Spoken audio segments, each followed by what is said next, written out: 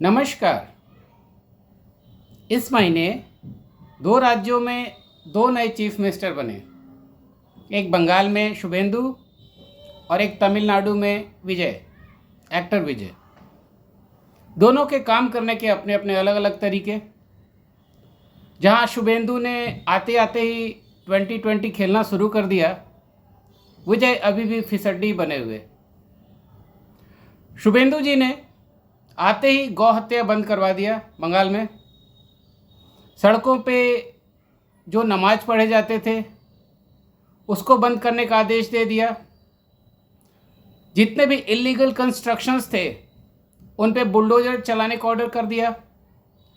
75 मुस्लिम समुदाय को उन्होंने ओबीसी दर्जा उनसे वापस लिया। ममता बनर्जी की सरकार में बॉर्डर एक बहुत बड़ा इशू था। रोहिंग्या सारे उधर से इस तरफ आते थे।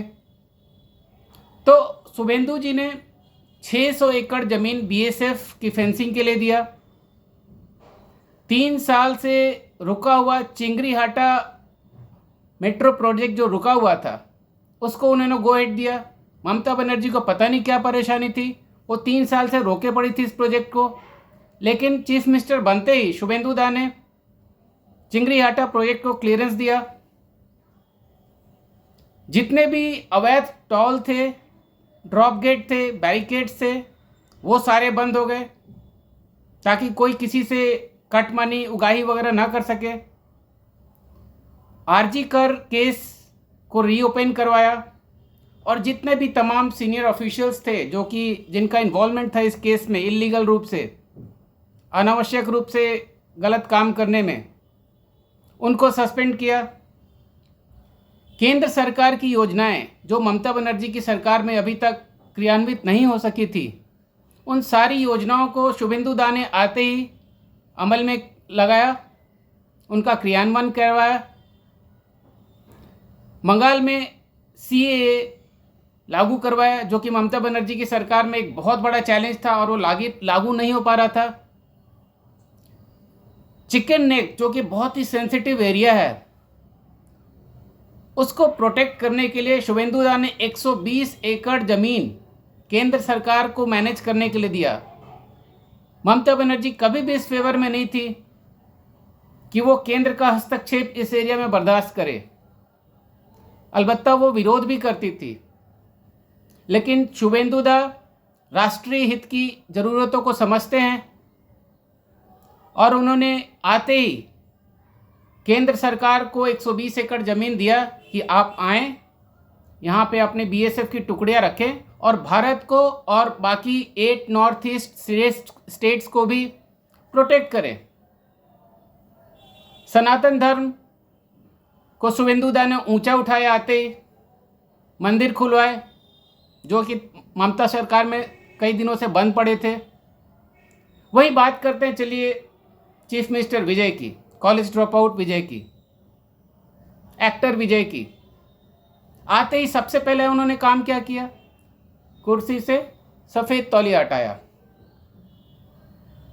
ग्रेट एक्ट, बहुत बढ़िया एक्टिंग। पेट्रोल की कीमत कम करने के लिए उन्होंने मोदी जी को खत लिखा।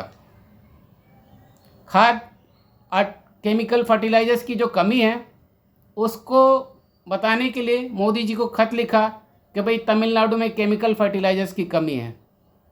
जैसे किसी को मालूम ही नहीं था कि इंडिया में केमिकल फर्टिलाइजर्स की कमी है और उस कमी से इंडिया जूझ रहा है।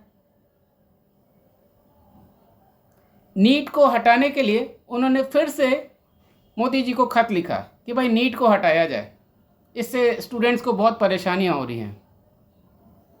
अपने सच्चे प्यार त्रिशा के करुप्पू के स्क्रीनिंग के लिए उन्होंने परमिशन दिया। कितना बड़ा एक्ट ऑफ ब्रेवरी है, कितना बड़ा एक्ट उन्होंने किया है कि उन्होंने फिल्म की स्क्रीनिंग के लिए आते ही परमिशन दे दिया। बहुत बढ़िया, बहुत बढ़िया, क्लैपिंग। कॉलेज ड्रॉप आउट विजय ने हायर एजुकेशन के लिए 10th पास मिनिस्टर और फाइनेंस मिनिस्ट्री के लिए 8th पास बंदे को नियुक्त किया। कितना बढ़िया स्टेप है। ज्योतिष राधान पंडित को ओएसडी नियुक्त किया, ऑफिसर ऑन स्पेशल ड्यूटी, और बाद में जनता के दबाव में उनको हटाना पड़ा। शपथ ग्रहण के समय सनातन धर्म का अपमान किया, जो कि कोई भी सनातनी नहीं चाहेगा। हम दूसरे धर्म का भी सम्मान करते हैं, लेकिन दूसरे धर्म को भी तो हमारा सम्मान करना चाहिए। 2 चीफ मिनिस्टर्स, 2 कार्यशैलियाँ। आप खुद सोच सकते हैं कि देश राष्ट्र के हित के लिए कौन बेहतर काम कर रहा है। 80% हिंदूज तमिलनाडु में भी हैं, उससे कम हिंदूज बंगाल में हैं, लेकिन बंगाल के हिंदुओं ने अपने वोट का सही उपयोग किया और उन्होंने शुभेंदु दा को जिताया, जो कि आज राष्ट्रहित के लिए, बंगाल के हित के लिए काम बेहतर ढंग से कर रहे हैं, बजाय कि तमिलनाडु के विजय के। आपका क्या सोचना है इस बारे में, ज़रूर बताइएगा। धन्यवाद।